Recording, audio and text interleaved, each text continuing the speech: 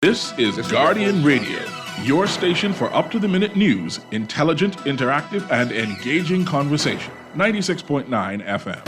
The views and opinions of the hosts and guests are their own and do not necessarily reflect the position of the management and staff of Guardian Network. The aftermath of every social revolution brings about change. Cultural norms and landmarks shift as our minds and hearts expand beyond the familiar. To everything, there is a season and a time to every purpose in the land of the living. This is our time to renew, revive, and restore the hope lost to the busyness of life. This is our time to dig again and rebuild from the storms of our past on a solid footing that holds. Welcome to The Foundation. The Foundation. The Foundation with Howard Grant is brought to you by Alive, Burger King, Commonwealth Bank, Collect, Marcos Pizza, and Nassau Cruise Port.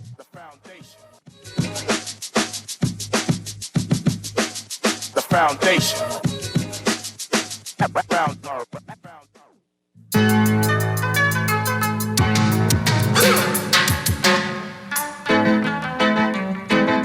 Bad boys, what you want, what you want, what you gonna do when Chevy John Brown come for you? Tell me what you wanna do, what you gonna do? Yeah, bad boys, what you gonna do? What you gonna do when they come for you? Bad boys, what you gonna do? What you gonna do when they come for you? When you were 8 and you had bad traits, you go to school and learn the golden rule. So Good afternoon, ladies and gentlemen. 96.9 FM radio. Howard Grant in your company, The Foundation, on this absolutely glorious Wednesday afternoon, live and in full effect, January 17th. Happy birthday to all those persons celebrating a birthday. I guess you could see what angle we're coming from today. This is all about being able to put a concentrated effort to be able to reduce this crime that we're seeing in this country. It's all hands on deck, baby. Let's talk like this and have a good conversation. Make sure you guys pick up your Guardian newspaper. Crime was down 20% at year's end. Rape is up 11%. I think this is bananas. For me, this is kind of peculiar. I'm not going to fight them, but we can talk about the thing, right? So it says, Monroe, we'd had to be careful in drafting the anti-gang law. He's talking about those particular things. And then the government releases the plan. If you guys make sure you see that, if you were part of the 827-0111, I actually sent it out. Somebody hit me up and said, Howard, you work for Office of Prime Minister, and I asked you for something that you said. Don't fight me. Look at the thing. Just look at it. Let us participate in understanding these things. I think all of us have sort of a posture and a position of how we could be able to get these things done. Shout out to my good, decent people over at AFS Insurance Agents and Brokers. They got these things taken care of for you. Make sure you get if you're going to do crime in other ways, make sure you get your car license. Listen to me. Insured. Get your car insured. They got everything laid out for you. The cops is on the road. I think they've amplified this. They haven't released the information, but there's got to be Operation Secure City 2.0. They got things all over the city. Make sure you get the things taken care of, guys. If you need that thing taken care of as it relates to your insurance, reach out to them, 341-1AFS, 341-1AFS. They could be able to take good care of you. Actually, my good friend, Ethric Bow, he can be able to take good care of you in those areas. Guys, we're talking crime today. There's a couple of things that we want to be able to talk about.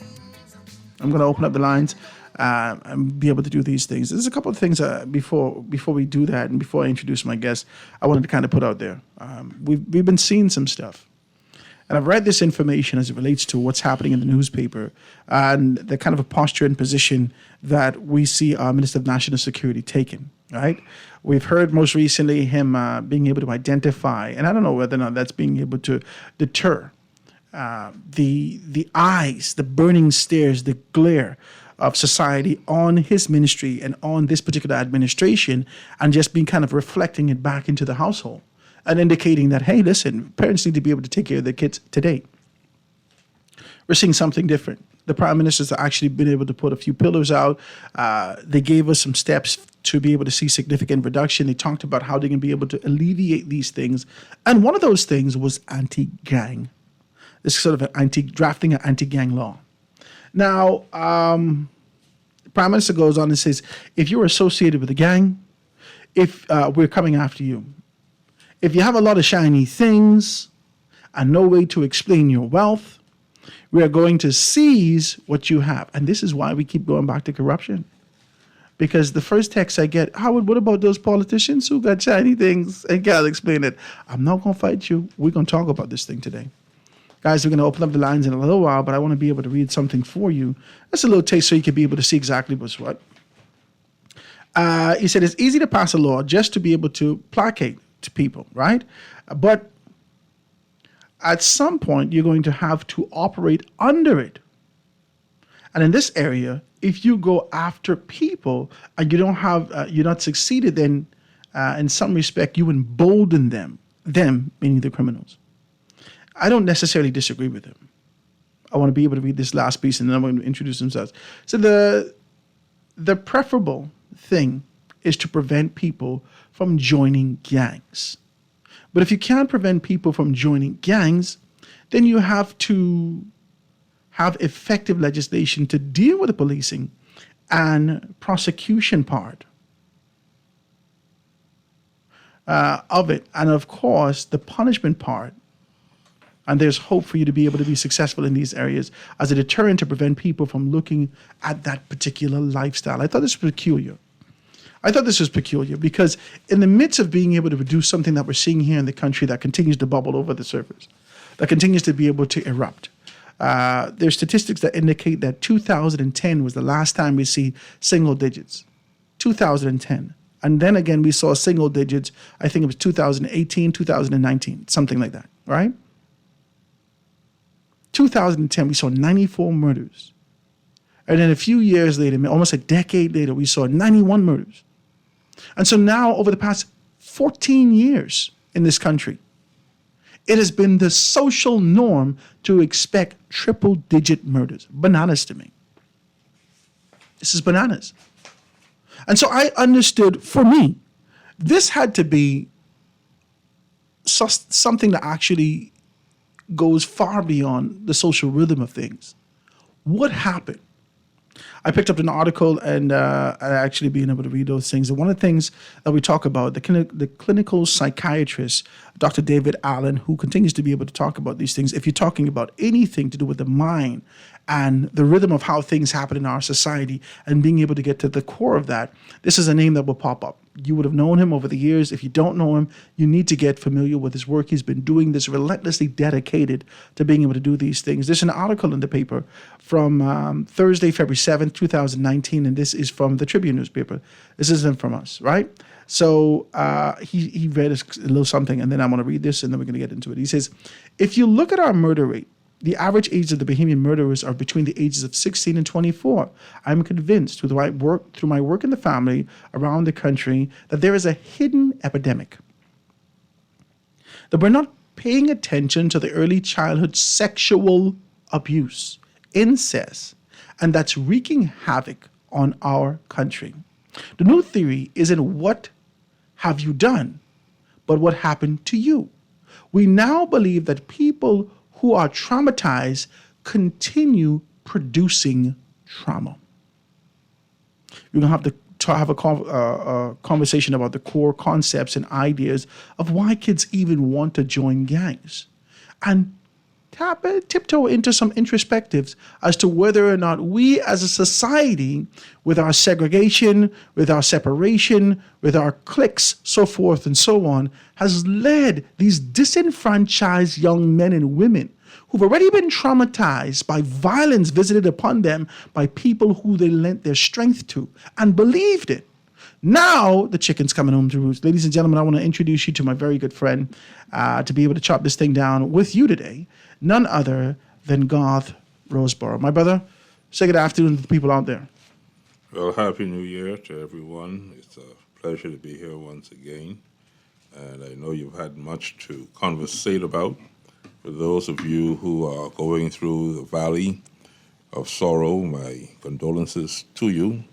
And for those of you who are experiencing the blessings of a mighty Creator, I say to you, we celebrate with you and look forward to a very prosperous and a very blessed 2024. My brother, it is wonderful to be able to sit here with you. I think the last time we spoke, we spoke, but the last time we sat together here on air, it was before this kind of a rampant, relentless, one after another murder. Almost, it would have felt like day after day after day after day. And now we're sitting here being able to have a conversation in retrospect after the government has released information about what their course and action is, after the Prime Minister has released a national address, after the Minister of National Security has been being able to take those things, after mothers have cried and the blood is still in the street. I want to talk about these things. I want to talk about identifying how we could be able to eradicate this. Now, the government has come up with a sort of a concept to be able to toughen down on the legislation to ensure that we could be able to deal with this anti-gang legislation, this law. But they won't strengthen it. They won't strengthen it, right? The Nassau Guardian indicated to Minister Monroe that they don't even use the current bills that they have. And he indicated that this is why we have to strengthen it. Because if we're using it and it's not strong enough, one of the examples they indicated is that they bring some children before the courts who all had their middle finger up and they indicated that this was the gang. They throw it out. This, if you don't strengthen this thing and being able to identify this is where the issue is. And this is what we're going to have in this country. Talk to me about that. Well, what we are now experiencing in our nation is something that has been created as early as the 70s and 80s. It became stronger.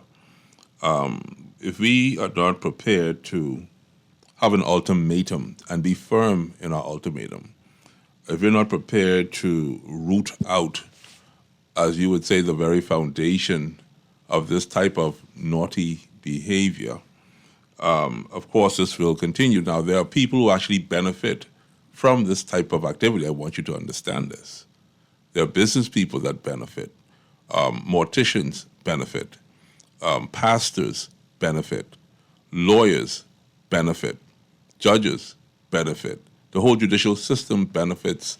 And of course, our national system in and of itself, when put before the world's lending institutions, benefit. There is some benefit to crime. We cannot deter from that. But at the same time, it affects you and I, the small man. You and I, the small lady. The children are affected. I think it's a very annoying situation for us because it has been going on for too long. But I'll tell you how I really feel about this. You can tell in my voice, this is all very heart-wrenching to me. The real root of crime and murders in our country stems from an uncaring spirit. People just don't care until it visits their own doorstep. These people committing these crimes are our children. They are our neighbors. These are our parishioners. These are our students. These are people that work alongside us on the job. We know these people. But because we feel as if they are not an immediate threat to ourselves, we allow them to escape, as it were. Not until that visits our doorstep do we start to cry and say, woe, woe is me. This is what makes a gang. A gang does not consist of one person. A gang consists of many coming together, many people that we have not cared about coming together, many people that we have not paid attention to coming together and not dealing with them even in the infant stage of life. How do these people go and recognize Howard Grant? Bahamas, in an elementary school, in a high school. How can we not see that these people were potential murderers and potential deviants? That's not acceptable. So when you talk about coming down hard on criminals, that is a response to the situation, Howard Grant. What are we now going to do in the schools in terms of psychological evaluation and identifying who the potential future is when it comes to this type of behavior?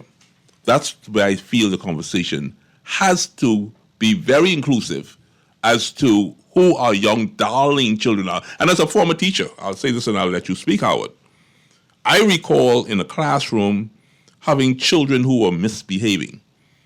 And you call the parents. And you know what the parents say to you?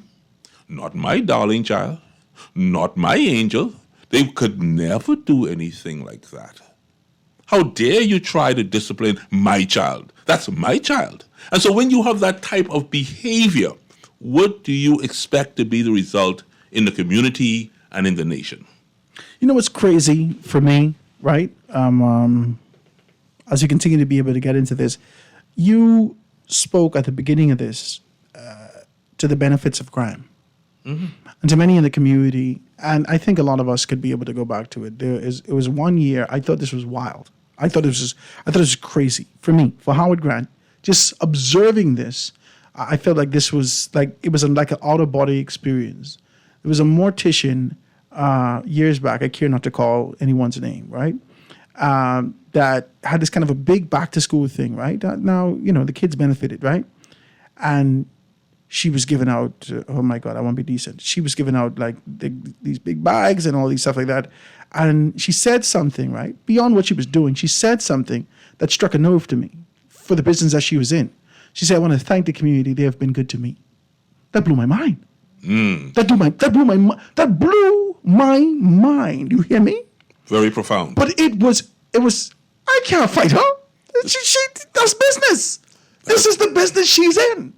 And she found herself being able to reach levels as a result of the deprivation and the decay that exists in our society. Of course. There are many that continue to be able to benefit. The banks, lending institutions, they benefit.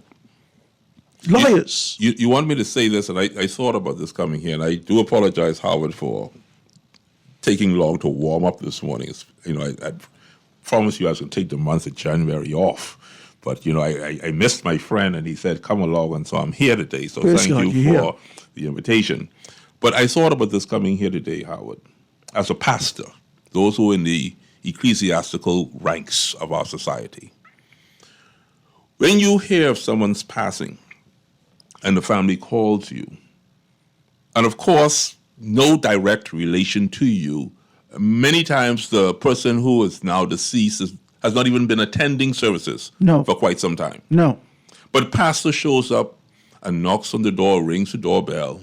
And of course, you already bring out the best china you got, and, the living room that no one ever is allowed to sit in, he could sit inside there, eh? Mm-hmm. Got a nice spread for him. And or she, because you have female pastors. And they walk in this very solemn and very sanctified way, and, oh, my condolences and my sympathies. Oh, this is so sad, so heart-wrenching. Where was pastor when this child was being devious? Where was pastor when this child joined the gang? Where was pastor when the family didn't have anything to eat and the child had to go to find something to eat?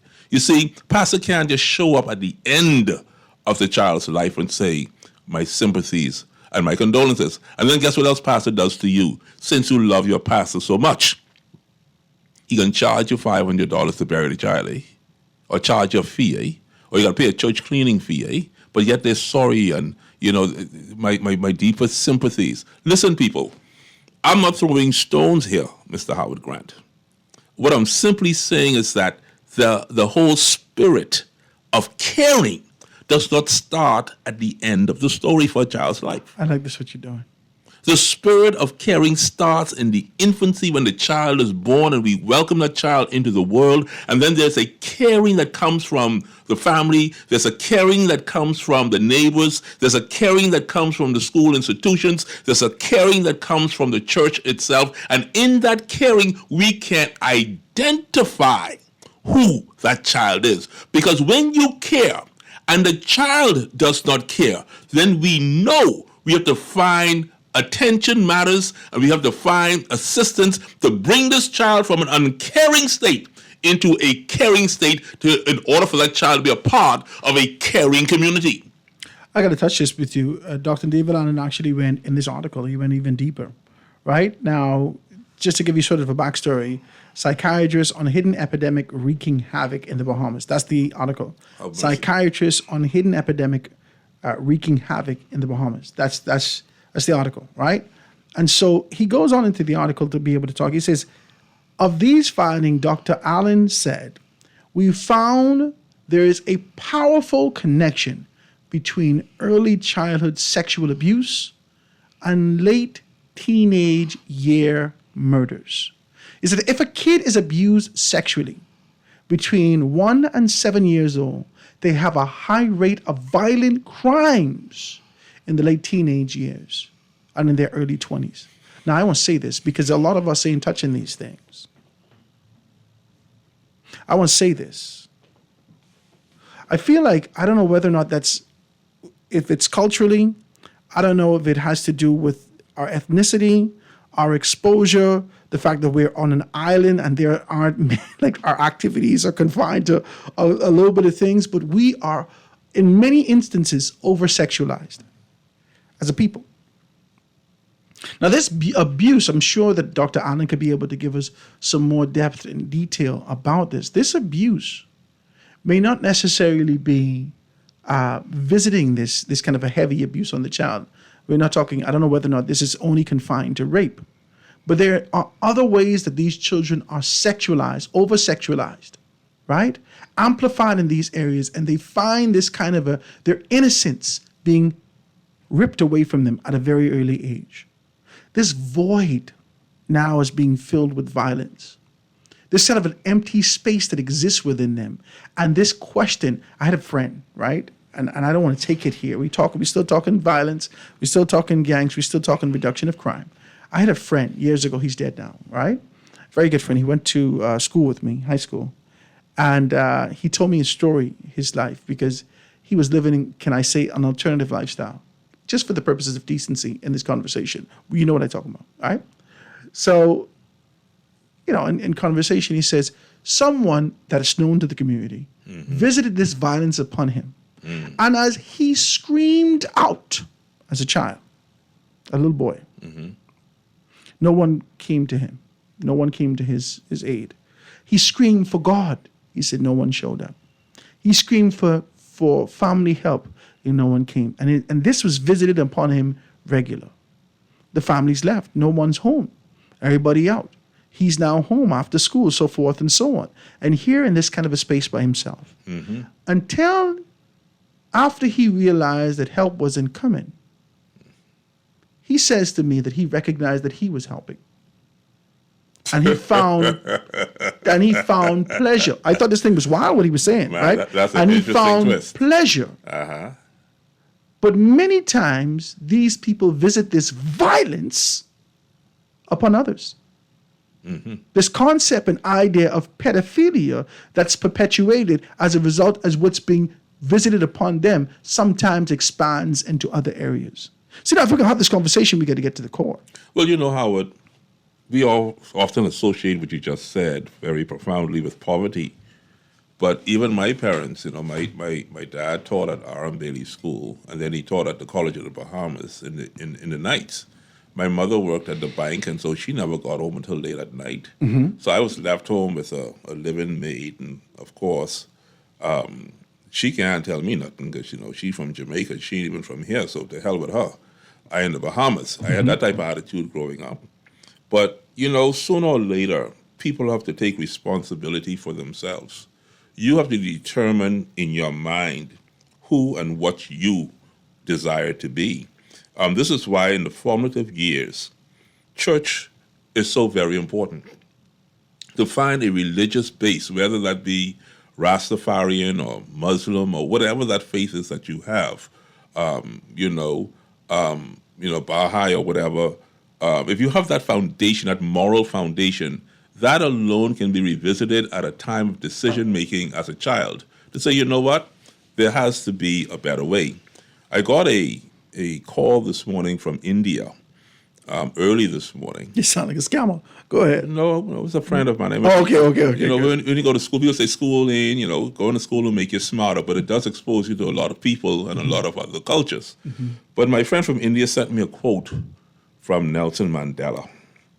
He said, our world is not divided by race, color, by, you know, genders or religion. Our world is divided into two categories: people who are wise and people who are fools. And fools divide themselves based on race, color, gender, and religion. If we were to put the average Bahamian into two categories of wisdom and being foolish, then that starts the conversation as to who we are as a nation. Do we just want to party, have a good time, drink rum, drink liquor first thing in the morning, smoke dope, like you said a while ago, sexually make babies and fool around and keep our minds in the gutter and go to, what do you call these places again, strip joints and the works? Or do we truly, as a people, want to build this nation? Because the wise man builds on a rock, eh? You know something, we're getting heavy with this conversation. Let me tell you why. And this is Howard Grant. Don't fight me.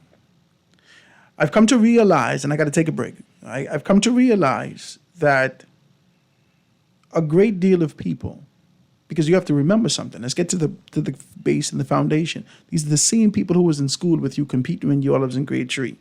Yes. These are the same people.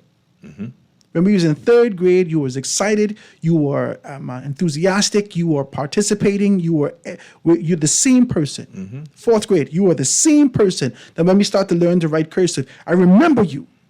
I remember you. Sang the national anthem together. I remember you. Yes. I remember us plotting a maypole together. I remember us playing marbles. I remember you. I remember this the one who used to whine good when we was little boys. I remember this girl who could be sausage to her. Mister, I can remember you. Then all of a sudden, as you grow, you give up on life. You give up on our society. Not because you don't have passion and purpose in you. It's because you've never been observed. There's no one around you to help you. And you need help. We all do.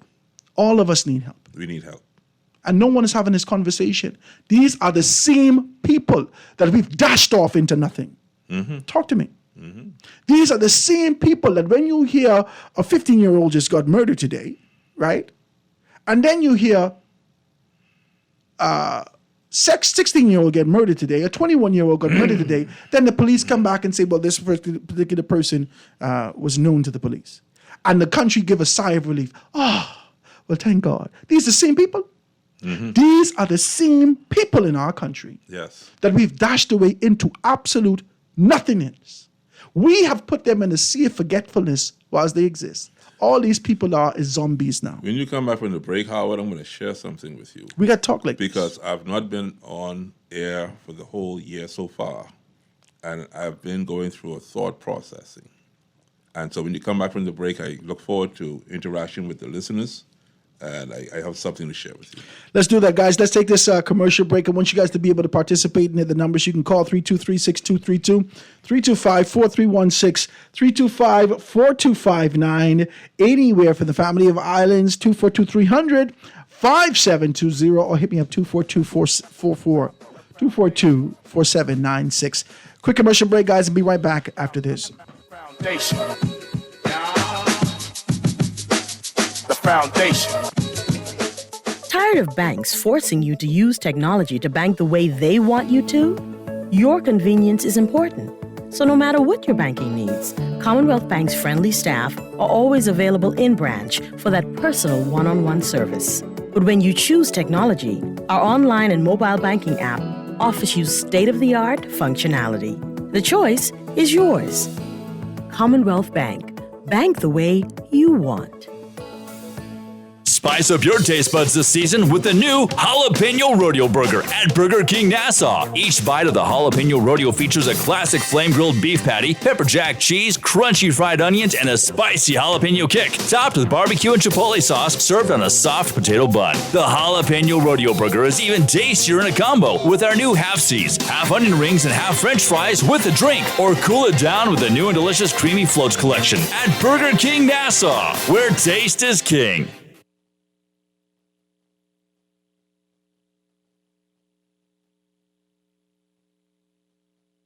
This is Guardian Radio 96.9 FM. Fresh news, smart talk, all day.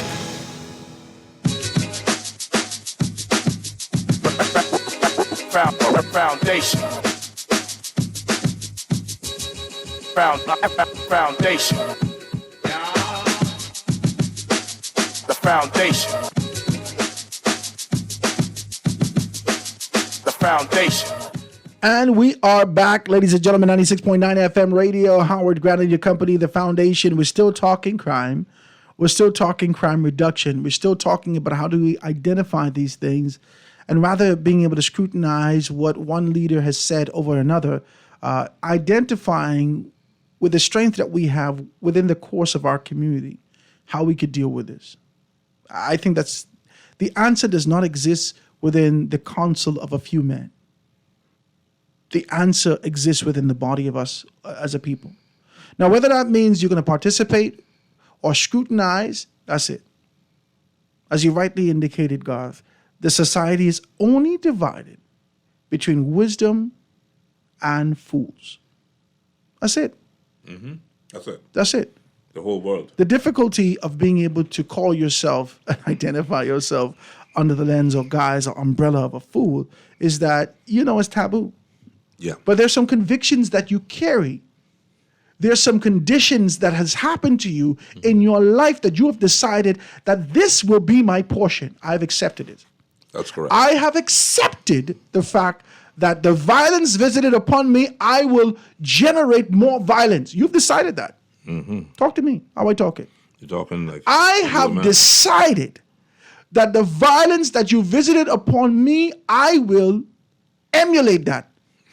Duplicate that, replicate that, and be as indecent as I can possibly be as a call and a cry out for help. Mm-hmm. Because that's all this is, Mm-hmm. Young people are looking for help. Let's just be very clear. They have been left to their own devices, literally. Mm-hmm. Whether that's Super Nintendo, Sega Nintendo, PlayStation. We have been left to our devices.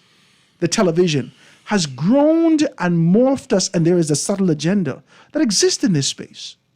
Now our children are becoming super violent. Howard, I observed all of this behavior from during the Christmas month of December. It was very disheartening. I think you and we ended the year on a pretty good note in terms of our involvement in society.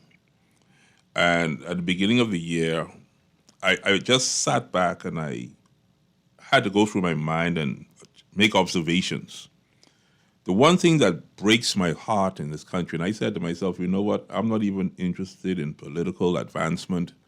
I'm not interested in making this contribution that I'm making every week on the air, etc., because I felt at the time that the people who you help the most seems to be the people in this country that despise you the most. You see this? There's a text that's just coming through. Another one? Howard, sadly, even as you and God speak right now, I'm learning of another shooting in Camp Road area. Something is seriously wrong in our society. Mm-hmm. Now, you see the empathy and the concern you had just now. I saw someone recently who I went beyond to assist, to care for. There was nothing sexual. There was nothing in terms of a reward or, to be given to me per se, other than I was happy to help. I saw the person recently at an establishment, and of course, it's a new year. So I said, hey, good to see you. Happy New Year. So I said, man, maybe I'll get a greeting or something of that particular nature. The person saw me and went about their business, got what they wanted, jumped in their car and left. Like they didn't see you at all. Like I never even existed. My God. So what occurs to people like ourselves, Howard, who help? You have this thing called Help Howard, yes? Mm-hmm. You help people continuously. And the same people who you're helping don't even recognize you as a human being. And they don't even care about you. They show no care or concern for you. And you have to now wonder, as I look at my life, here I am driving an older vehicle. If I kept my money, maybe I could drive a new one like everyone else. Maybe if I kept my money, I can expand my house, or I can create an Airbnb, or I can get a bigger boat, or I can fix my Mercedes or get a new Mercedes. I can do these things now because I'm now going to care for myself. I'm talking about an uncaring spirit now. How easy it is, Howard. Right? So you're saying to me that this has a domino effect? It does. That this is infectious? When the epidemic may be a lack of care. It's a lack of care, but now people are becoming afraid to care, is what I'm saying to you. Because caring has no merit. Caring has no reward. And so when you hear of these things taking place, you want to take on the position now that it ain't my business. I'll tell you how easy it is, Mr. Howard Grant. The people in Lyford Key, we have not heard of anything like this in Lyford Key lately, or Old Fort Bay for a while, or Treasure Cove, or Port New Providence, those gated communities, those people on the Eastern Road. Does this really affect them? Or is this just news? Do they care what happens on the streets of our country? Those people who are the pastors who live by the lake, when they hear of this news, do they really care? And have they shown us that they really care? The Christian Council. Huh?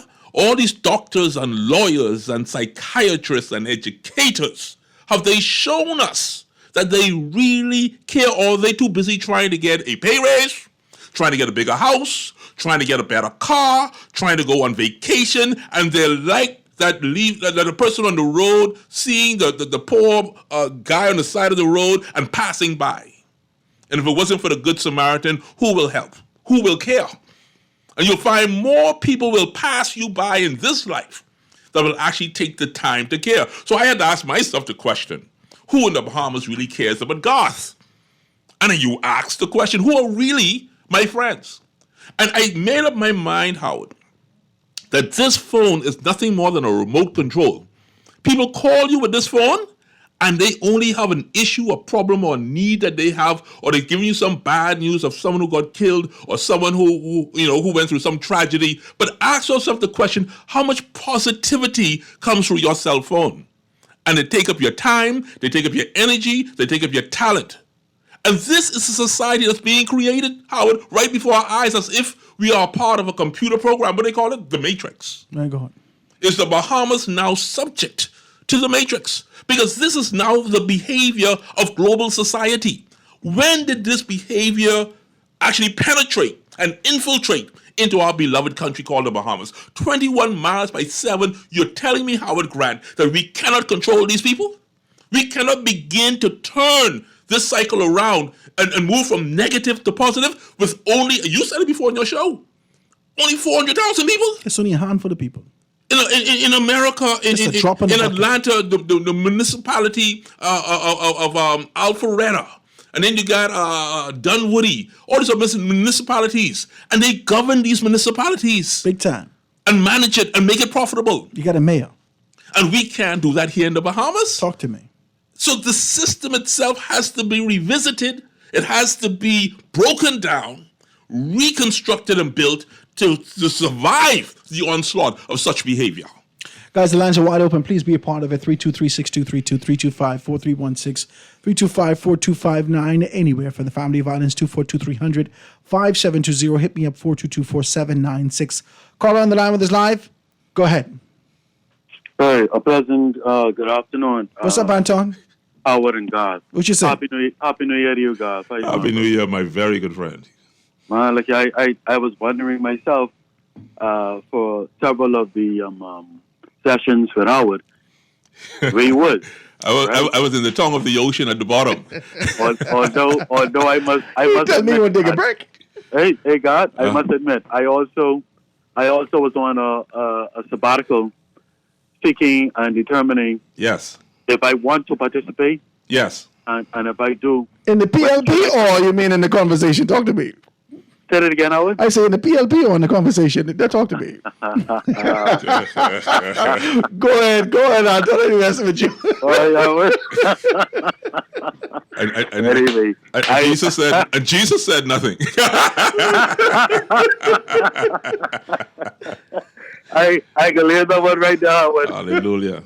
But definitely and certainly, as it relates to the conversation and the kinds of conversation I participate in, whether I want to keep it on a nationalistic level as a nationalist, or whether I want to seek to help from the other angles as well. Mm-hmm. Because, what God's expressed is real. It's real in this country. Yes. And you would have alluded to it somewhat yesterday as well, Howard, when you spoke about persons coming to you and, seeking you out, and then you still have the consideration of wondering if these people think your children have hair on their tongue, mm-hmm. and they don't eat, right? Mm-hmm. Et cetera. And so the consideration is real. Matter of fact, I was at an event, or sometime this week, I don't remember which day, or exactly when, but the pastor spoke, a leading apostle in the country, and he pretty much said the same thing that God is saying, and that you said yesterday, and that I recognize as well. He said that everybody coming to me to prophesy for them. All these prophecies coming through. Mm-hmm. All these doors opening, et cetera, right? Mm-hmm. And these people don't look back for 1 minute to wonder if any door opened for the prophet who's prophesying for them, right? And so, like you have said, God, we do appear to have a society, and it seems to stem from the top down to the bottom. My God. of persons who don't care, or persons who will use and abuse you to no end. Okay. And then disregard you. Okay. As though you want. That's the culture, though. Integral part. No, that's the culture if they feel as if you are just meek, mild, and just easygoing. But the minute you kick up some dust, then they say, oh, you're committing an offense. Why are you so abrasive? Why are you so angry? Why are you so discontented? But let me say this to you, man. Elijah came out of that cave, and Jezebel couldn't stand. Huh? Right. Heavy. The prophets of Baal couldn't stand. So when certain people, and I said this on my Facebook this morning, I saw an elephant. Just a quick nip here. The alligator attacked the elephant's calf. And when the mother elephant turned on that alligator, she took her trunk, wrapped it around that alligator, and stomped the alligator to death. And people said they've never seen the fury of an elephant like that. An elephant is a huge, mild animal. Yes. But if you rub that mild animal the wrong way, they stop. Absolutely. And this is what is wrong with this country. You keep underestimating the next man that, you know what, I'm going to take you out, not understanding that when the tide turns, the only thing that's going to end up is your passing and your death. People, listen to me. Mild people are not soft people. Mild people are caring people. But if you rub them the wrong way, PLP and FNM, if you rub the people the wrong way, you're going to get stumped. That is a fact, God. Everything you just said. Fact. So just taking a little turn in the conversation to what you all are discussing as it relates to crime, Howard, and God, and the nation. Look, in my view, and I've been making observations, in my observations, in my experience, and just plain common sense, and making contributions over the last 20 to 25 years, in particular in the talk show realm, relating to the subject matter of crime. God touched on some things I've been lending my voice to in that regard, right? And I'll just highlight general topics of consideration, Howard, and God, that perhaps even y'all could delve into in the conversation. That there's the family structure that we have to consider in this conversation. This challenge of crime, and it is a challenge, this challenge of crime is so vast, you have to take a comprehensive approach and look and viewpoint in order to mitigate some of the challenges that we are experiencing now, where the chickens have come home to roost, and some of the unforeseen challenges that are on their way on 2024 that we have yet to experience, right? We have to look at the family structure. We have to consider the home if we're going to be resolving crime. We have to consider the absence of fathers, right? We have to consider the presence of mothers, right? We have to consider the makeup of the home structure in our country. We have to consider the absence of the extended family being the community. We have to consider poverty. We have to consider economic adversity and its impact, as well as the success, economic success, and its negative impact, because that also has a huge negative impact, I may add. We have to consider education. We have to consider home ownership, access to home ownership. We have to consider opportunities. We have to consider the neighborhoods that our families are being brought up in and the surroundings. We have to consider policing in its real effectiveness, ineffectiveness, its policies, and the way it generally communes with the community across the country, right? We have to consider Anton, Yes. Anton, you're gonna have to let me consider one commercial break, and then we can get back and have this kind of a conversation. All right? Let me take the quick commercial break, ladies and gentlemen. We're gonna be right back. Anton, hold up with me. All right, we're gonna dive into this. Gonna be right back after this.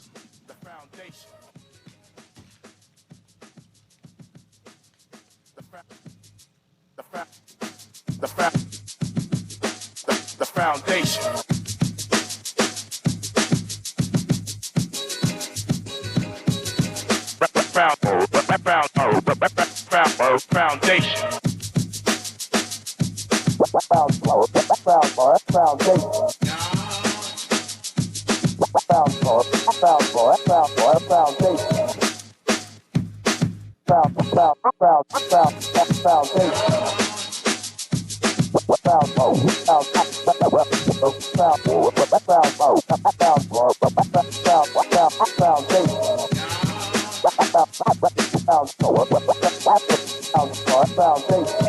The Foundation. We'll be back right after this. The foundation. The foundation. The foundation.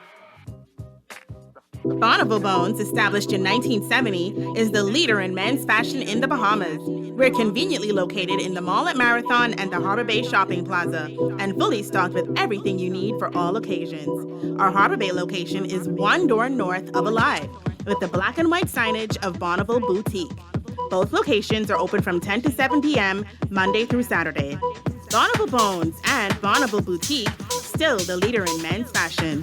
Located in the mall at Marathon and the Harbor Bay Shopping Plaza. Guardian Radio and the Foundation are on the move. Bahamas, this one's for you. SBT, Small Business Thursdays. Every Thursday, the Foundation with Howard Grant will highlight small businesses throughout the country, far and wide. Your products, services, prices, and personality. We want to hear it all. Get your 30 or 60-second advertisement heard on air at a fraction of the cost. We here at the Foundation understand the times and don't want you to be left behind. With Guardian Radio, you reach your specific demographic and it is unmatched. We reach thousands daily. Get your products off the shelf and your services in their hearts. Small Business Thursdays with the Foundation, only on Guardian Radio 96.9 FM. For more information, call 302-2300 or the Help Me Howard line at 827-0111. SBT, Small Business Thursdays. Get your business moving today.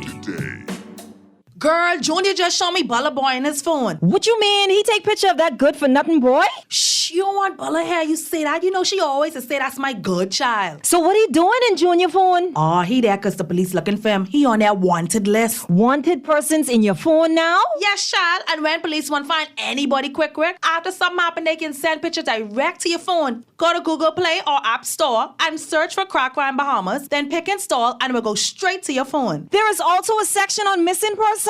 Yes, girl. Everybody needs to get this app so police can tell us right away when these people go missing. Just like like an alert system. Yes, it has numbers for Crime Stoppers Bahamas, so you can call and nobody knows it's you. Call directly to Miami and give the information without giving your name or anything about you. I tried the other day, and when I hear Junior and his boys talking about where they hide those guns, I walk quick round the corner and call that number. Call 328-8477 from Nassau or 242-300-8477 from the Family Islands. Always on the go? Missed the show? You can now listen to Guardian Radio talk shows anytime, anywhere on Spotify and YouTube by searching Guardian Radio 96.9 FM or by entering the name of your favorite show. You can also listen by logging on to GuardianTalkRadio.com and clicking on the podcast tab.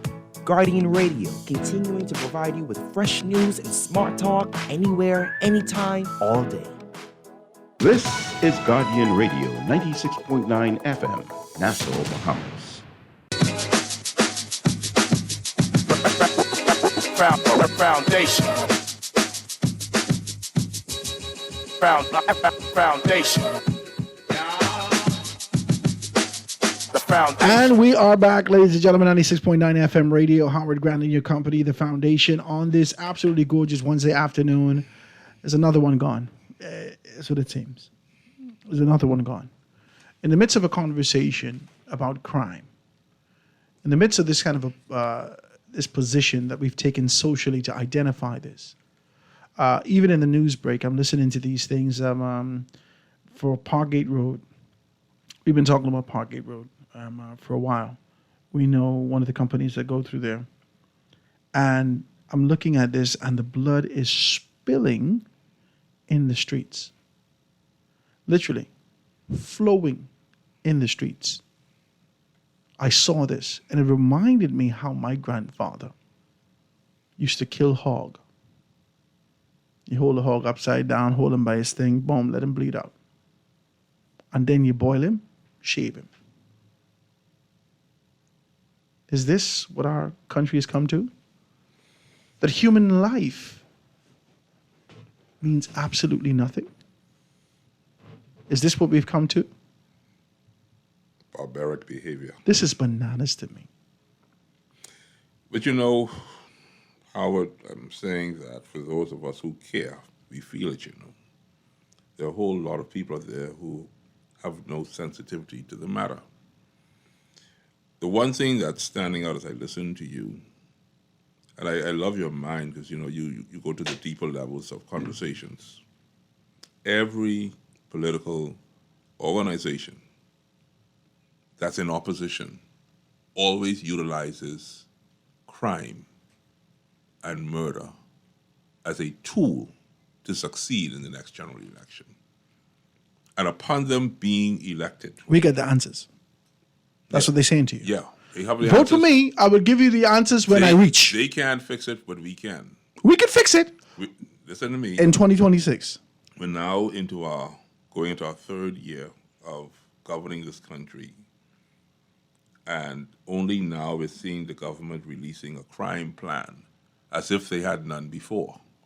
Or what they had before, previously, was not satisfactory enough to delete the very mindset of murder, rape, and crime in this country. And so, once again, we are holding Howard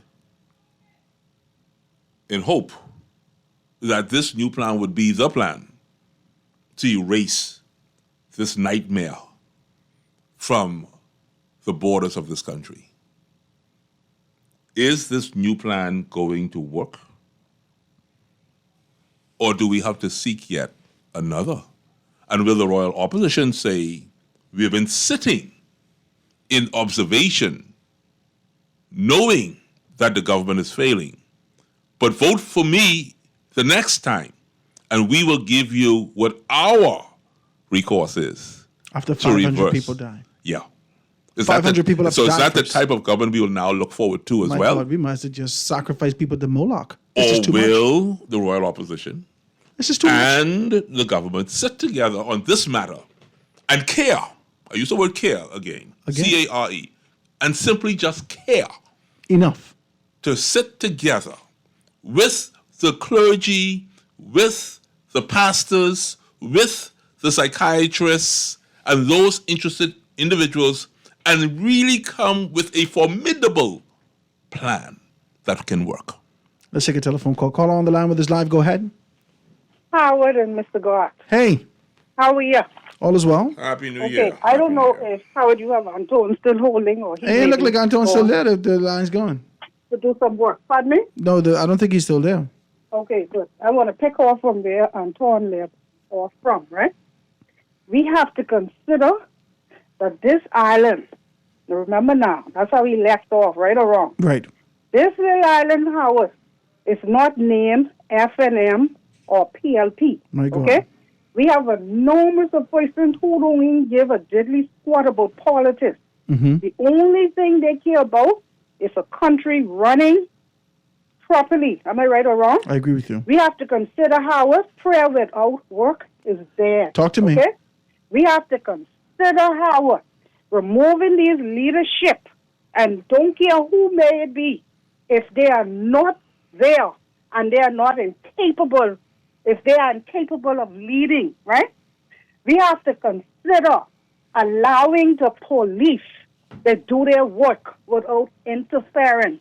We also have to consider replaying Reverend Dr. T.G. Morrison Majority Rule sermon and listen to that carefully. Okay? We also have to consider, again I say, take politics out of this country's business and let's rule this country as it's supposed to. And until then, we ain't gonna have no country. My God. That's all I have to say. Thank you so much for your telephone call. I really do appreciate that. We ain't gonna have no country. That's heavy. What you have is a territory, an uncontrolled territory. So what she's saying is so profound. Because countries... I got a call. I got a text about that. Yesterday we were talking about, one of my guests actually called me. He and I had a conversation on Friday, and he's talking about the mass feminization of the male, right? It's not just happening locally. He said this is an approach that's happening globally. This concept to be able to feminize men and to be able to take their strength from them by being able to introduce different concepts and ideas has left the country in this space. And as a result of us being able to move towards this feminization, what we've done is perpetuate a society and not build a nation. I thought the thing was bananas. So if I were to say this to you again, based on what Mandela said, there's only the wise and the fools. A wise man knows who he is. A foolish man takes on what other people tell them. This feminism idea, your son with the light skin and curly hair, sorry Howard, I know you got light skin curly hair. His hair ain't curly. His mother's from Eleuthera. In gold. I had to. His hair gold. He born with a gold head, but it definitely ain't curly. Sorry, Mrs. Pratt. I had this whole low blow. But you know, these women, you get caught up on your sons and you want your sons to look so pretty. Listen to me, man. Our nation is in trouble. Look at the forces of the Bahamas. You're looking at the police officers. You're looking at your defense force officers. We need strong examples in our society. I think there's some women on the police force that are doing a tremendous job. Yes. There are those of you women who are doing a tremendous job on the defense force. I met a beautiful one the other day, Officer Simonet. And listen to me, she is what a young Bahamian lady should be. She was cordial, she was very polite, and listen, I was so impressed, I got goosebumps. People, what is wrong with our behavior? Where is that loving, caring spirit? We're not, like Howard said, we're not going to fight you. No. We're not going to fight you. Stop trying to make your son into a woman and stop trying to make your daughter into a man. This ain't about no gender. Nelson Mandela just told you that. Either your child is going to be wise or your child is going to be a fool. Junior achiever. Okay, I want to say this. There's complexity to this wisdom. And I see your lines. Don't fight me. I come in right now. We ain't fighting. There's complexity to this concept of wisdom. As a man, pursue, and all you're getting, what are you supposed to get? Wisdom. Okay. But that means you have to pursue wisdom. So who's going to instruct children that they need to pursue this? Many times, we as a society have differentiate wisdom from the pursuit of. We believe that the pursuit of wisdom exists within the confines of an educational system. So, this regurgitation that we have in our society, this repetition, they believe that to be wisdom, because they could repeat something, but there's no critical thinking in that. And so, this pursuit of wisdom is the facade now. A lot of people educated, but they stupid. Not in a bad way, it would be decent. They're educated, but they still do not have the wisdom and the discernment to understand when to speak, when not to speak, when to participate, when to pull back. And we're still here. No matter how much paper you got to say, I've been off all over the place. Mm-hmm. Now, I say that to say this wisdom is important. Very. But look at how... This wisdom is crucial. I've been dying to say this, man. Let me say this in 2024. Don't die, my brother. Go ahead. A lot of you people, you always act stupid. My God, you didn't condemn the people. No, I say a lot of you. I ain't say it's you. If you say use one of them, then you stupid too. Yes. My God, pull it back. Okay. but let me tell you why I say that, man. I have nothing against like motorcycles, I like them motorbikes, right? Fellas, them got these little trail motorbike. And all day long, Howard Grant, they on one wheel. All through the neighborhood, making a bunch of noise all day long. That's the type of son you want? This man ain't got nothing else to do than try to be evil Knievel all day long until he get knocked down off the motorbike. And so I was driving last week, Howard, and what did Garth behold? Fella on the motorbike in the middle of the road crying like a baby. Now ask me how I felt. And I'm just being honest here today on the radio. I'm confessing my sins. Ask me how I felt. You didn't care. I did not care. You wilding out, sir. I did not care. And I said, you know what? Another one down. The fever has gotten you. Yes, but I couldn't care. We got to break this fever of non-caring. And so what I'm saying, people, is that help us who care to care further because you're not giving us anything to work with. Let's make some things happen. Let me take this telephone call. Caller on the line with us live. Go ahead. Go ahead, caller. Thanks so much for holding. Yes. I'm back with you. Okay, go ahead, yeah, Anton. Sorry about that. Yeah. Yeah. No problem. Let me just finish up quickly, Howard. I during your break or during your news break, Chester spoke about governance and some of the things that I wanted to list off. But in any event, we have to consider governance and government and its laws, to the judiciary and its application of the laws. We have to consider restitution because that's a part of the formula that's tremendously missing. That teaches responsibility to those committing crimes and leaving families with major gaps in them as a result of the negative impacts, right? We have to consider reform rehabilitation. Upgrading our Constitution is a major plank, which our government is yet to do. We had a constitutional committee, which was led by Sean McQueenie and former Justice retired Mrs. Nottage. They left at least 70 recommendations on the books for constitutional reform, which we have yet to approach, which needs to be addressed. And then I'll end with these two notes. Khalil Parker Casey, the president of the Bahamas Bar. Y'all can hear me clearly, Garth and Howard? Yeah, go ahead. Okay, Khalil Parker recently said in an interview something that is so critical, and I believe it has to be highlighted on a daily basis, because if the government and the police can get this part that he highlighted correct, I believe based on the statistics that government provides, which the Guardian reads off daily in its news reports, I believe if the government and police can get this aspect right that he spoke to, up to 50% of crime or deaths related to crime could fall away almost instantly. And that is, Khalil Parker highlighted, we also have a problem monitoring those who are accused of serious crimes, monitoring them properly, policing them properly, and providing protection for them while they are out on bail. If the police can get that correct, if the government can equip the police and empower the police when necessary to address that effectively, up to 50% of crime, because the statistics reveal that at least, 60% of the crimes were committed or death experience were either committed or experienced by those who are out on bail. If we can focus in, zoom in, and get that correct, a lot of murders will follow immediately. And then finally, Howard, I would say something that God spoke to a little earlier that I've been speaking to for the last 20, 25 years on talk shows. The classroom, Howard and God, the classroom.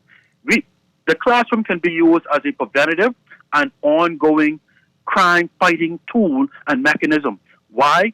The classroom is where the outside of the home, it's the place where children spend most of their time on a daily basis, on a monthly basis, and on a yearly basis. And the teachers in that classroom, they are gathering intelligence that can assist the government in formulating policy, in formulating laws, and that can provide the Royal Bahamas Police Force with necessary intelligence, which they can act on as a preventative and an ongoing crime-fighting tool or mechanism. The classroom, it is very critical, and it needs to be utilized more and more as we engage forward in our fight against crime. Thank you all for the opportunity. God bless. Call your minister, see if you could get a job as a consultant. I feel like that's a salt of the earth contribution. Well, he's intelligent, you know. I feel like that was a good contribution. The base of it all is really caring. We have to care enough to institute those things, to execute those things, to implement those things. I like that. And I think that this is what these kind of conversations are. Rebel-rousing conversations for truth. To be able to get, to provoke you to a position to be able to speak truth to power. But I think that's what we're here for. To talk about a true sense of growth and development and where we could be able to move this country to from where we are. And I think it starts at a base. You said it very, very clearly, emphatically. I think it starts at the base of caring. Let me read a couple of these texts. Don't fight me. So it says, Howard, why don't you and your guests find ways to present bills to the government? Let's get Freedom of Information Act and whatever we want now. All Garth doing is trying to sound all pompous on the radio. Men like y'all of means and intelligence should be able to do more than just talk. Lobby government, present bills. This information is coming to the forefront. I want to respond to that person. I thank them for their interest. I thank them for their concern. I thank them for their belief in us as men. But, you know, before... I was waiting for the conjunction, but go ahead. Yeah, but when you cast stones, try to walk in my shoes for one day. You don't know me. You know nothing of me. You don't know what I withstand on a daily basis. What I have, I made a decision to be wise and work for. And in my working and in my getting, I've cared enough to carry the weight of many families, many individuals, push them in the right direction. I have done my part as God has given me strength, and I get no strength elsewhere. And this is why I'm saying to you. I don't think this was destructive. As a community, no, I'm saying to him, as a community, it's not Howard and Garth sounding pompous. Mm-hmm. It's wherever you are, you find me and join me and help me to do what I do. I like what you said. And until you do that, sit small. Because everybody talk about what the other person should be doing. Mm-hmm. But I want to ask you, what are you doing? Because you see, it's no we in caring. Mm-hmm. There's no we, it's I. Mm-hmm. I care. And when I care, then there is we. But when I care and you don't care, it ain't no we. It's you and it's me. And everyone who works has a right to be exhausted. And until we get people who can assist others in doing what they do, we're going to have a tired society, and we're not going anywhere anytime soon. It's not about being pompous. It's about working together. I don't fight people who talk like this, you know. No, I want them to talk like this. Because they've been doing plenty talking. They say, I talk? Come to my house. Let me show you what talking is do. Yeah. That's why I read it, because I believe that people have a unique perspective. Of who? That's been, generally. Their perspective, their outlook. I hate the word pompous. That's why I went off like that. I realize that. I don't like the word pompous because my whole life has been humility. Has always been my guide. Yeah. So I'm not mad at them. I'm not fighting them. I'm just simply saying. Don't be pompous. We don't ever want to be pompous. Calm down. I don't want us to never look at me as being pompous. You're doing a lot. So let me. I always put my foot in my mouth just now. Let me read a couple more of these things. So it says, "Good day. Is there anything in the law that prevent the government or the courts from inducing higher bail Example, $500,000 to $1 million for serious crimes. Actually, if you read these particular, there's an article that I actually read today that indicate that they would actually have that. Was this the article that I read today? $500,000. Let me see if I can be able to find that for you.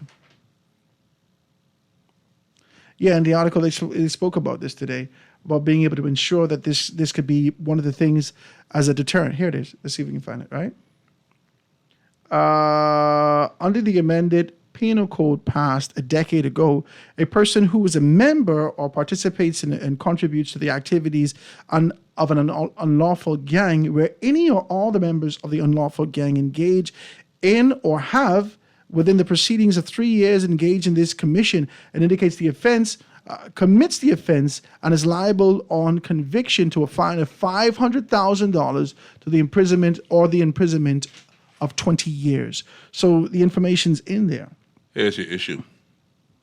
When you want to imprison more people, you have to have accommodation. But all this is lead to more problems. But I'm saying to you have no accommodation for people who can't afford to pay $500,000. The reason why they're doing what they're doing is they do not have $500,000. And let's just be very clear about So you're going to this. compound the problem. All this is a relentless compounding of the problem. You put them in a slop bucket prison. How can you expect any reform to come from this? The people in this country, Howard, let me just say it, and I like what the person said, even though they called me pompous, right? I'm going to give them much credit. I have to give them some credit. Okay, that's good. Because you know what? There's so much truth in what they said, though. The people who can actually make these things happen are not. These people are out there talking in their living rooms, talking in their offices, talking in their churches. But the government needs to find these people, open the doors to let these people come together, sit together, and make this thing actually a reality. Until we get there, nothing is going to happen, man. Somebody texts me and says, Howard, what's the number? 323-6232-325-4316, 325-4259, anywhere from the family of islands, 242-300-5720, or hit me up 422-4796. He says, I won't call in, but what's the purpose of changing government? When all repeat the same thing and nothing does change. I'm tired of this, man. I'm tired of this. God is going to pay every man for his misleading or misgoverning this country. And all the clergymen who got rich off of this country, remember, 2024 is the year of exposure. There's a text coming through. I love that person. I love that. I hope they can actually make it and call in. Call in, please call in. I love that text. I love that text. Is coming through. Says, boy, Howard, I agree with that lady 100%. The text that I text you before to say that if you want a brand new country, you got to have a brand new parliament. We cannot go forward with our current leaders. They are totally off track. Please, Bahamians, begin to consider our leadership options. Stop believing the false narratives and spreading about potentially good leaders. This is heavy what you're saying because I believe it's a systematic problem, not leadership. It can't be that every time you put in a different man, we still have the same problem. This is an issue from 2014, from 2010. We've had triple digits. You remember the first time that we saw triple digits? We said, Jesus God, 100 people they kill? Yeah, we were starting to compare ourselves to Jamaica at that point, saying by way of... And now it has become a social expectation that if we could keep it under 130, we're good. Oh, we didn't do too bad this year. We hit 128. We're all right. Oh, 109? Guys, we're doing great. We're reduced by a significant percentage. This is where we are in our society now. This has become the norm for us to be able to identify. And you know what's crazy about all that you're saying? We do not produce guns in this country. We do not manufacture. They have this type of a problem. We don't produce Tennessee though. And so where are all... We used to produce pineapples, but we got access. And then guess what? This is a major thoroughfare globally on the waters. You got to come through the Bahamas to go where you're going. If you're going to the east, you're coming this way. If you're going to the west, you're coming this way. Now, we could send some of them and train them and go to Haiti. Eh? It's a great deal we don't produce in this country, but we got it. Who's produced solar panels in here? We got them. So having this kind of a flippant conversation about the fact that we don't produce something is negating the fact that you have to deal with real issues. So let's just say we don't produce. Come on, man. So they can kill him with slingshot? Come on, Howard. You got to find ways to just... Listen, murder existed before gun. Okay. If it's a murderer and it in your spirit to be a murderer, if this perpetuation of violence that Dr. Allen is talking about with your desires to be able to take somebody out, whether or not that is with a ice pick, which was the tool of the time. One time ago, they'd stick you with an ice pick that was heavy. Huh? I don't mean to laugh, Howard, but you know about that? You're old enough to know about that? I hear the songs and the story. My daddy listened to all these old boy stories. So people forgive me. That's why I laugh. Your platform shoes and ice pick. You wear your platform shoes and ice pick. You only carry the ice pick because the fella can't even find the hole where you're bleeding out after these things. Oh, Howard, you hear something? What you mean? I tell you, hang around these people. But now, you're going into, I guess. These were still murderers. You got to have a show with us. These are murderers and killers. The mindset exists in you and it's seeping to your children. Greater works these you should also do. Your daddy stabbed somebody with an ice pick. You just get a gun. What is the difference? Well, I have... You're all as killers. I have... That's why Grammy is asked, well, who your family is? What their last name is? But I have a dilemma, Howard. In the Bible, they have the death penalty, right? You know they just kill everybody, eh? But you know about the death penalty, right? Of course. And you know it came under this law of Moses that you stone people to death, etc., right? So I trying to figure how come Cain killed Abel and God ain't allow him to die. When is mercy to be given to a murdering spirit? Because you spoke about a spirit just now. You spoke as if once this person is a murderer, they is a murderer. Well, the Free National Movement said that the spirit of dissent continues to exist within the organization after 50 years. So if we're leading by that precedent alone, it says that the spirit never leaves you. My God, I just get preachy quickly. I need to calm down. If the spirit never leaves you, you now have to transform your thinking and separate yourself from what exists externally, because that spirit ain't going nowhere. Even the demons that were legion said, do not kill us and send us into the abyss. That's something, eh? Send us into the hogs, that's into the swine. You're not going to obliterate the violence, like the minister text me and say, you cannot eradicate violence. I accept that. But my God, let's send that spirit into the hog, You sound like the hangman. I can start calling you the hangman. No, don't kill me. My God. Ladies and gentlemen, quick commercial break. Be right back after this.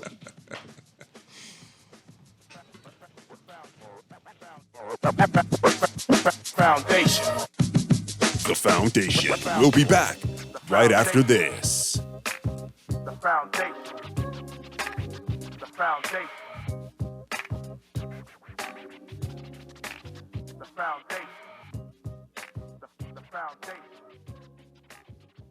Start your day off with a mouth-watering deal. Available only at Wendy's. Introducing our new weekday breakfast deal that gives you a choice between 3 delicious items for just $3. You heard right. Monday through Thursday mornings, you get a choice between our Bakery Bliss Croissant, Breakfast Baconator, or a 3-piece pancake meal. Each only $3. Stop by your nearest Wendy's today. Better mornings always start at Wendy's. Creativity is in my blood. From shoes to handbags, fashion lets me express myself and embody Bahamian culture. My name is Aiden Barrow, and I'm the creative director of House of Assembly. Alive's Liberty Prime Plan allows me to focus on my passion and stay connected, whether at home or abroad. Once I've created something new, I can post to social media from anywhere and get instant feedback. Alive has a plan for everyone, and it's created with you in mind.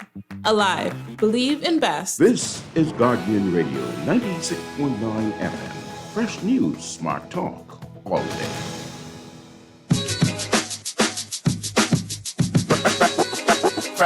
Foundation. Foundation. The foundation. Lines are wide open, guys. Give me a call. Let's be able to be a part of the conversation. 323-623-2325, 431-632-5429. Quick telephone call. Call on the line with us live. Go ahead. Hey, good afternoon, Brother Grant. How are you? What's happening, my brother? All is well? Man, G-Man, and God, I thought you all block my calls, man. No, man, I wouldn't do such a thing. But listen to me. Man. You know what I hate to hear? When they talk about serious crime. Crime is crime. Always serious.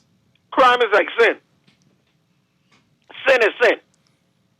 People talk about. But that ain't what y'all tell us. Well, that's what I'm telling you now. The crime of homosexuality, obviously, worse than the crime of sweethearting, based upon this society. But crime is crime. Is sweethearting a crime? Thing too. It's a sin. That's what I'm saying. Sin. Yeah, sin is sin. Another thing too. My thing is this: if a woman could allow her son to bring home a 55-inch TV, My God. no, he ain't working. My God. No, he ain't get no form to get in his TV. And the police come and meet that TV in the house. Every person who they catch watching that TV, they should get locked. Sorry, it's just bizarre. Even if the little children, if they watching Dog, I lock up everybody. You are wilding out. Oh, mercy, Lord. Okay? Because you're encouraging crime. Okay, another thing. That incident in Grand Bahama yesterday, with a 13-year-old young man gets stabbed because he don't want to join a gang. This is a good way for the government to show the people what they could do with these gang people, these gang members.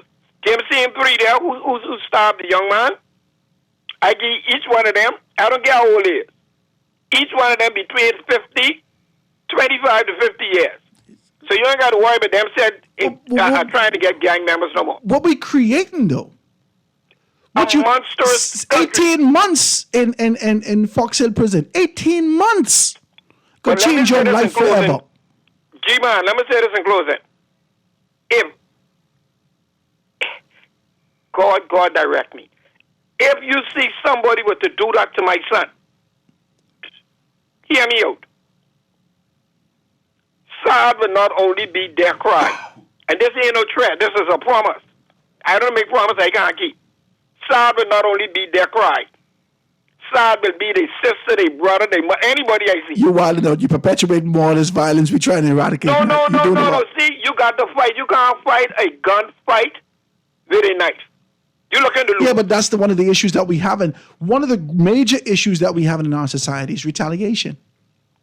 What is and happening vigilante is, justice. Who's looking out for the innocent people like me and my son and the innocent people like you and your children? Yeah, who's looking out for them? What the government says is that at the very onset of many of these murders and people being snuffed out, is these children are known to the police.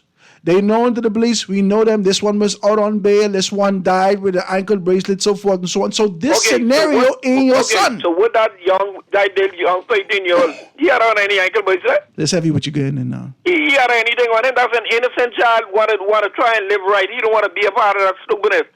And that's what he get. And then what's going to happen to the people who did that to him? I understand. 18 months in the boys' industrial, 14 months in prison. Come out worse. No, the guy in the school when they go to prison, the nigga say, man, you all didn't do it right. Next time you do it like this. That's the second time they called me and say, Negroes, you need to stop.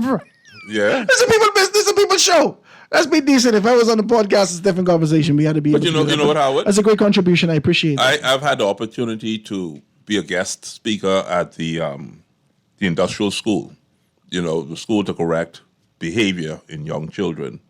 And I was invited by one Miss Renee Bowe. She teaches there.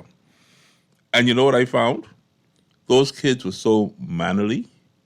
They were just exemplary. My children mannerly right when I there too. No, I'm just simply saying though, I did not expect to see such discipline in a situation like that where all the children actually was interested in what was being said and seemed to be interested in doing the classwork.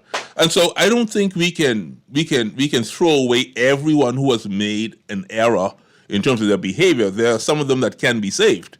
But I do also agree with you that we have to find an end to this massacre that we're facing. Even I myself thought this year I wanted to apply for a shotgun, because I felt vulnerable too. I felt like, citizens should have the right to bear arms this year. I never thought that way before, but I'm thinking that way now because, like he just said, Howard Grant, who's going to protect me? And that is the question many citizens are now asking themselves. With all of this going on, and they bring it to my doorstep, what am I supposed to do? Somebody texts me and says, Howard, you have to clear up the issue in Grand Bahama. Grand Bahama? There With a young boy? There wasn't no gang. You know, gangs in Grand Bahama. That's what the people say. You know, gangs in Grand Bahama. Which part of Grand Bahama? Well, the Crips and Blood could be in Fort Lauderdale. And we only know them to be in... You got gangs here. If the Crips and Blood, we know them to be in Compton and Watts in California in the early 80s, late 70s.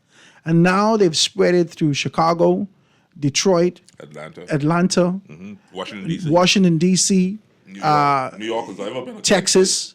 You mean to tell me that this concept and idea of gangs ain't a 45-minute trip away?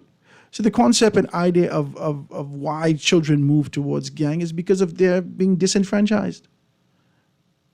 If I didn't have the confidence that I had and there was a fat crew when I was in school, I may have joined the fat crew. That's just what it is. People go where they're comfortable. We've seen this. If you're a goth, if you're an introvert and you identify these particular persons, people gravitate towards that. Even if you were a Christian group and people they want to be able to shine you because, oh man, we don't talk like that, we ain't into that Bible stuff. You identify the grouping that accepts you. And our society has been set up in such a way where we've been segregated. So There's no acceptance. So Howard, here's the situation. And that's why there's this perpetual screaming and fighting for their political organizations, because that's the only people who ever accepted you. So Howard, in the last 10 minutes of your show, I just asked this as a favor to you then, with the listeners that are tuning in today. Many people do not have the choice to live geographically where their children are safe or where they can raise a family knowing that they will be safe. Some of these areas here in our country are prone to this type of mischief and this type of behavior. I think this thing called urban renewal, I think you may be familiar with urban renewal. 2.0 or the first one? Man, anyone could work. Did the first one work or did it not work? Is the second one working or is that failing, or do we need an urban renewal 3.0 to alleviate this mentality out of these neighborhoods? What type of neighborhoods are they actually working in, as a matter of fact? See, the one thing that I have the issue with reform is that these debilitating behaviors didn't happen. They didn't start in school. From when I was in the first grade, children was coming to school cursing. From when? In the first grade. Y'all used to cuss in Freeport? In 8 Mile Rock, so let's be very clear about it. We start the cussing thing, right? Right? So, but in the first grade. Y'all ain't had no real vocabulary, but y'all know them. Children, they only duplicate what they've seen. Okay. So if So you y'all cuss some in your cussing house, people. that's it, right? By the time you get to 6th grade, there were perverse conversations that baffled me. As in the 5th grade, that young children, same age as I, having conversations with 5th graders.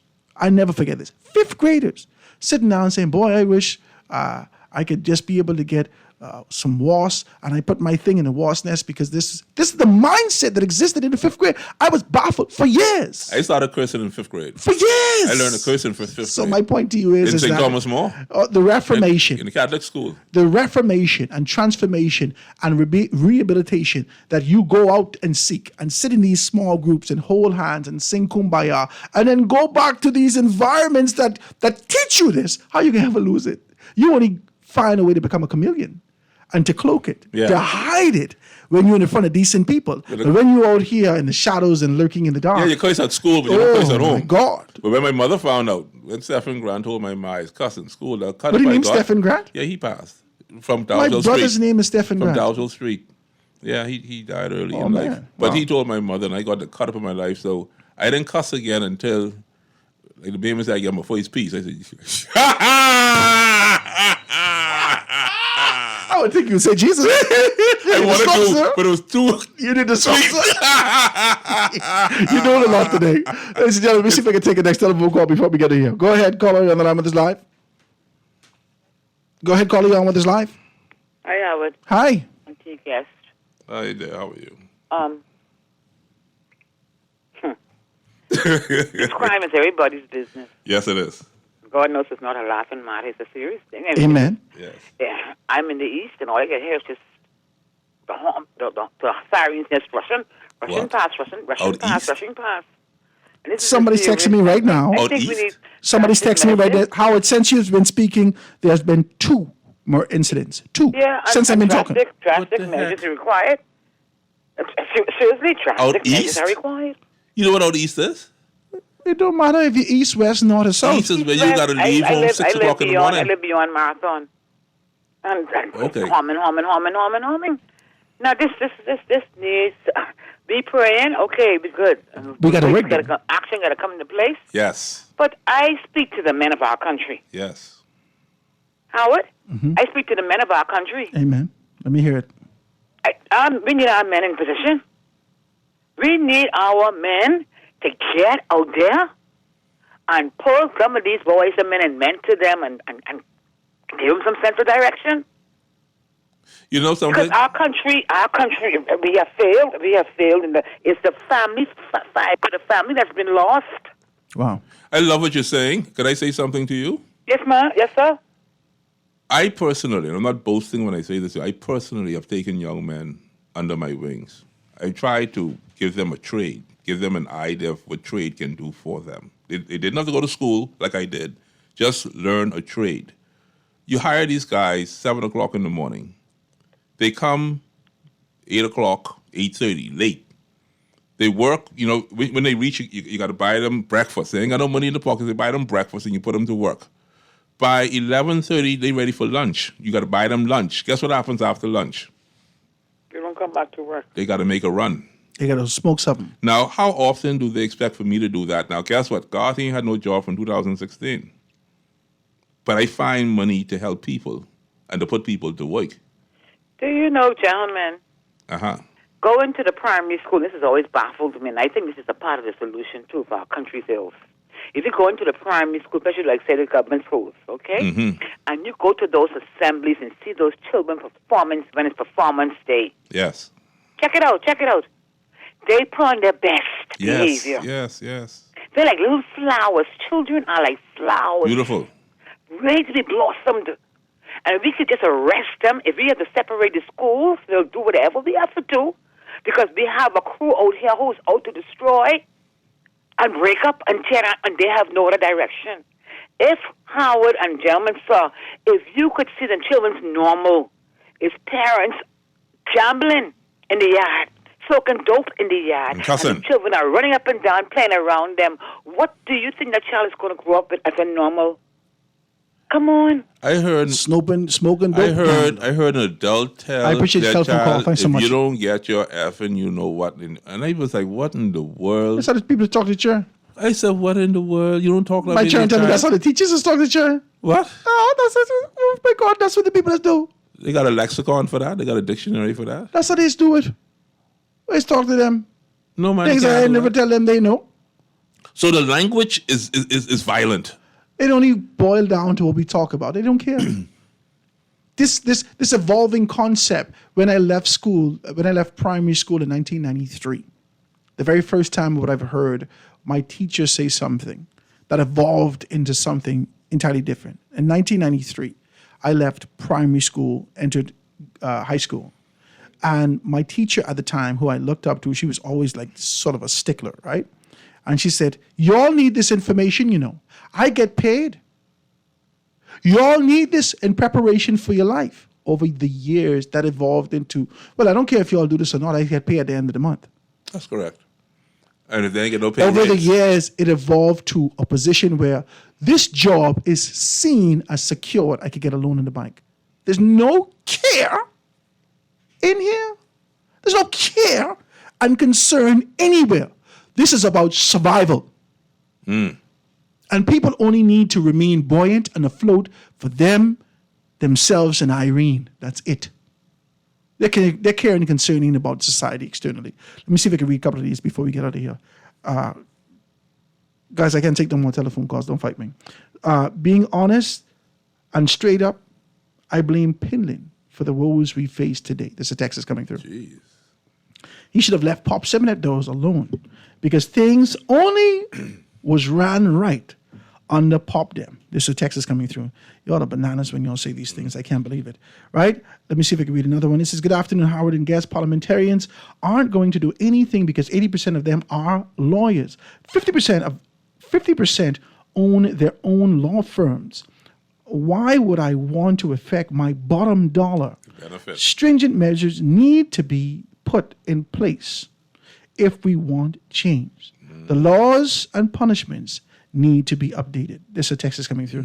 So it says, Howard, I take back the pompous. This your guy. Say, Howard, I take back the pompous. Hey, whoever that is, we can do lunch. We can do lunch. So God is... We can do lunch. Man, let's forget that. We can do lunch. Say, but God is not about the government giving permission to allow, but rather, God is not about the government giving permission to allow, but rather it's about us demanding they work for us. This is a text is coming through, right? So he put back on that. He's a decent person.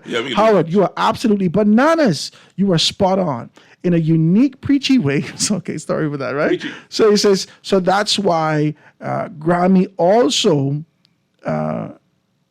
they ask who your people is. You could have an ice pick killer and robbers within the How are we supposed to have a show on that? Who the people is. But it ain't just that, you know. It goes deeper. It ain't just about murderers. See, Grammy them know who's thief. And who's killed. They know murderers, they know thieves. Who's cuss. They also know, watch this, whores. Not in a bad way. Let's be decent. Grammy them. I can't wait for that. The only thing that they've ever had was people watching in the community. Our forefathers only watched people. They watch TV. They watch people. And they know who to tell you. And as a result of watching people, they identify certain traits that keep coming from a particular bloodline and lineage. Yeah, who your people and so now they can tell you, gotta watch how you're dealing with them people. Yeah, don't bring them here. Don't bring them back here. But that is go deeper because even the Lord himself said you could deal with these but don't mess with them because they could take you away from God. Yes. Right? It says get deep and preach. I try to be decent. Right? So it says, Howard, 2 murders, Parkgate Road and Fox Hill, Pine Yard Road, what? Howard. It's a text is coming through. He says the biggest reason for crime is teenage pregnancy and people having babies in poverty. This is heavy what you're saying. Teenage pregnancy existed far beyond this. I remember when teenage pregnancy used to kick children to the outer islands. Because your parents are ashamed. I remember when teenage pregnancy happened in Freeport, and then these children pop up in school, look mature with breast milk. They got breast pads on now in the 11th grade and in the 12th grade. But ain't nobody in Freeport know, but you in 8 Mile Rock now. Teenage pregnancy always happened. But when a person coupled it with poverty, and see, poverty is a newly exposed situation in terms of being able to see everyone else in the world has it and I don't. So that's why they probably put teenage pregnancy with poverty, because this is a new type of poverty we got now, man. This is exposed poverty. Guys, we're far out of time. Let me see if we can read this. The prayer thing was cute, but even your God says that prayer without works is dead. Amen. You pray for murders to stop, but not for leaders to have integrity. Praying for crime is easy, but not men and women in government that lead by example. This deeper, and she go into some more things. I want to thank you guys so very kindly. This has been, and I don't know, we provoked the thing. This has been an absolutely provoking conversation. And I'm hoping that those persons who ingest the information and put it to paper can be able to hear, apply, absorb, and see reformation in our community. I want to thank you guys so kindly for being able to tune in. Tomorrow is Small Business Thursday. If you want to be able to participate in that, give me a shout. Shout your boy out, 827-0111, 827-0111. I will see you mañana, Garth. I thank you, my brother. Let's see if you can chop this thing down again on Friday, or is it too much? Is it too much? I'll come Friday. Praise God. Let's be able to have this conversation. We can talk about crime. It sounds like 2 down today. Let's continue to be able to pray, but apply ourselves to work. We're going to see you tomorrow. God spare, right here on Guardian Radio 96.9 FM Radio, The Foundation with Howard Grant. Foundation.